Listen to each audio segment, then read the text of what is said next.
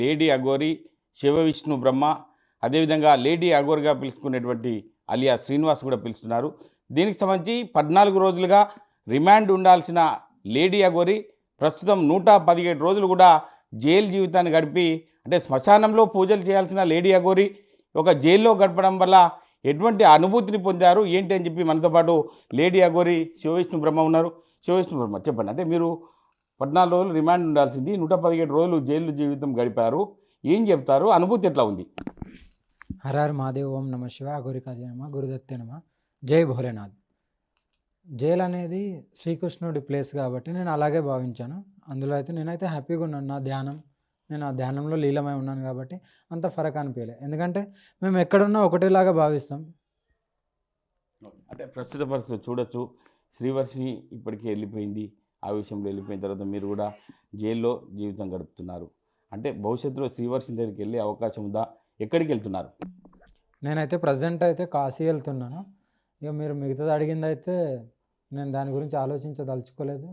అంత time waste కూడా చేయనని అనుకుంటున్నాను. అంటే రాబోయే రోజుల్లో సాధన వైపు దృష్టి పెట్టే అవకాశం ఉందా? ఆధ్యాత్మికంగా గుళ్ళు గోపురాలు దర్శనం చేసుకునే అవకాశం ఉంది? ఎందుకంటే హైదరాబాద్లో ఒక 1 అవర్ కూడా ఒక ఒంటి కాలపై నిలబడిన సందర్భాలు చూసాం. అందరూ కూడా అఘోరి మాతగా కూడా అందరూ గౌరవించారు. కానీ శ్రీవర్షిని వచ్చిన తర్వాతనే ఇక మీ ఇద్దరి మధ్యలో భేదాభిప్రాయాలు వచ్చినట్టు తెలుస్తుంది. దీని విషయంలో ఎట్లా ముందుకెళ్తారు?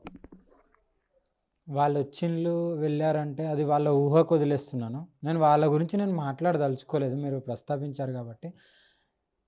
నేను ఉన్నంత వరకు అయితే ఆధ్యాత్మిక బాటలోనే ఉంటాను. ఎప్పుడు నిత్యం ధ్యానాలు, పూజలు, గుళ్ళు దర్శనాలు చేసుకోవడం తప్ప వేరే దాని గురించి ఆలోచించను.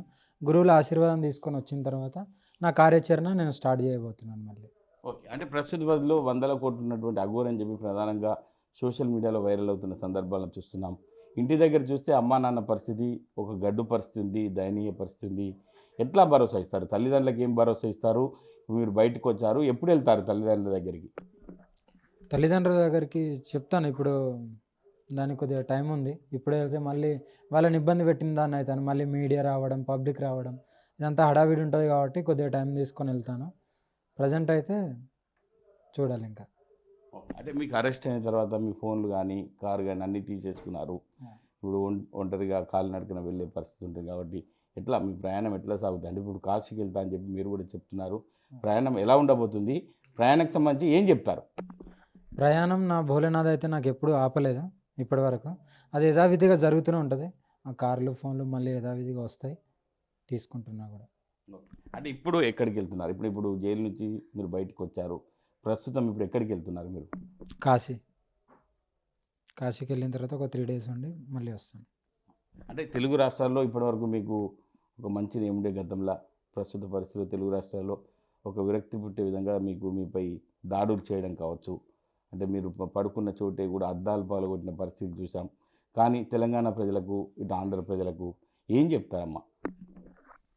మీరు మనిషిని చూసో లేకుంటే ఎవరో చెప్పింది మీడియాలో వచ్చిందని నమ్మే కంటే మనిషిని దగ్గర నుండి చూస్తే మనిషి ఏంటిది, వాళ్ళు ఎలాంటి వాళ్ళు, వాళ్ళ గుణం ఎలా ఉంటుంది, వాళ్ళు అసలు సాధకులేనా కాదనే తెలుస్తుంది. ముందు చూసిన తర్వాత జడ్జ్ చేయండి. ఏదో మీడియాలో వచ్చిందా, నువ్వు ఎక్కడో ఈడికెళ్ళి విజయవాడలో ఉన్నావు, విజయవాడలో డిసైడ్ చేయడం అది మంచిది కాదు. దానివల్లనే ఇంకోటి ఏంటంటే ఏదైనా సరే తక్కువని వేరే వాళ్ళు చెప్పింది అయితే మీరు నమ్ముతారో అప్పుడు ఒకరి మీద ముద్ర వేయడం కూడా తప్పుగా. అంటే ప్రధానంగా మీ యొక్క అఘోరీలకు సంబంధించి శివరుద్ర స్వామి కావచ్చు, వీళ్ళందరూ ఏంటంటే మరి అఘోరి అరెస్ట్ అయితే మరి ఎందుకు ఈ అఖాడాల నుంచి ఈ యొక్క గురువులు ఎందుకు రాలేదు అని చెప్పి ప్రధానంగా డిబేట్లో కూడా చెప్పిన పరిస్థితి. నేను ఎక్కడ మ్యారేజ్ చేసుకున్నాను? నేను గురువుల సమక్షంలో మ్యారేజ్ అయిందా నాది, లేకుంటే బయట ఎక్కడన్నా గుళ్ళు అయిందా? అది వాళ్ళకే వదిలేస్తున్నాను. చిన్నటికి గురువులు రావాలని లేదు, శిష్యులే చూసుకోవాలి. ఇప్పుడు నేను వెళ్తున్నాను కదా, దేనికంటే వాళ్ళు వచ్చిన తర్వాత వాళ్ళని కూడా ఫోకస్ చేయరని గ్యారంటీ ఏంటి? చేస్తారు కదా, వాళ్ళు కూడా బ్యాడ్ నేమ్ రప్పిస్తారు కదా. మరి దీని వెనకాల ఎవరెవరు దుష్ట శక్తులు ఉన్నాయో అన్నీ కూడా తెలుసు. అంటే గతంలో మీరు ఎదురుదాడి దిగిన పరిస్థితుల్లో, ఎందుకంటే మీరు జీర్ణించుకోలేకపోయారు, భక్తులు మీ మీదకి మాట్లాడినా కూడా ఇటు త్రిశూలం తీయడం కావచ్చు, భక్తులపై కూడా విరుచుకపడిన పరిస్థితి ఉంది. అంటే అఘోరి తత్వమే అలా ఉంటుంది. కానీ ఇప్పుడు సమయానికి వచ్చినట్టు తెలుస్తుంది. జైలు నుంచి బయటకు వచ్చిన తర్వాత ఈ రోజు నుంచి అఘోరి మాతది కార్యాచరణ ఎలా ఉండబోతుంది? చివరగా ఏం చెప్తారు? జస్ట్ భోలేనాథ్ ధ్యానంలో ఉంటాను, నా పూజలు, నేను నన్ను నమ్మిన భక్తులు. అంతకు మించి నేను వేరే వాళ్ళ గురించి ఆలోచించను. ఎవరిని అంత బిలీవ్ కూడా చేయలేను. అది. ఇది పరిస్థితి. అంటే ఇప్పటివరకు నమ్మినటువంటి భక్తులే నన్ను మోసం చేశారు. ఇప్పటివరకు జరిగినాయి. ఈ రోజు నుంచి ఒక ఆధ్యాత్మికతతో ముందుకెళ్తాను తప్ప నేను ఎవరికి లొంగే కాదు, లొంగను, బానిస కాను. నా యొక్క శివయ్య ఉన్నాడు, నేను శివయ్యను కొలుచుకుంటూ ముందుకెళ్తాను. ఇవన్నీ కూడా గతంలో కూడా నాకు ఎంతో ప్రాణహాని ఉండేది. కాబట్టి ఇటువంటి నాకు ఎవ్వరు కూడా నా దగ్గరికి రావద్దు.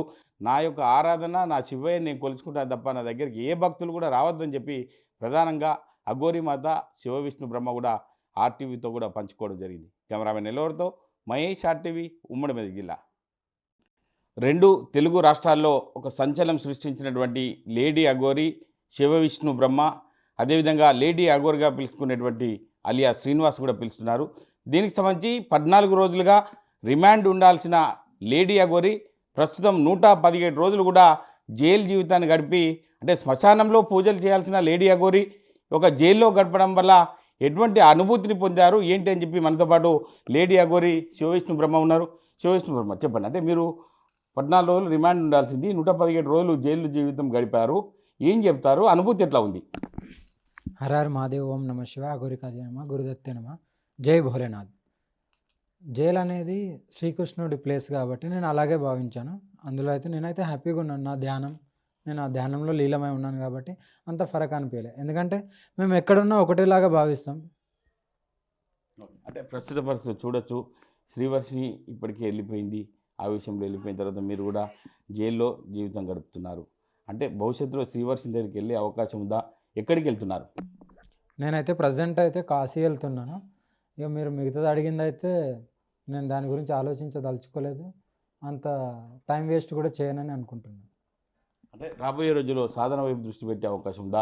ఆధ్యాత్మికంగా గుళ్ళు, గోపురాలు దర్శనం చేసుకునే అవకాశం ఉంది. ఎందుకంటే హైదరాబాద్లో ఒక 1 అవర్ కూడా ఒక ఒంటి కాలపై నిలబడిన సందర్భాలు చూసాం. అందరూ కూడా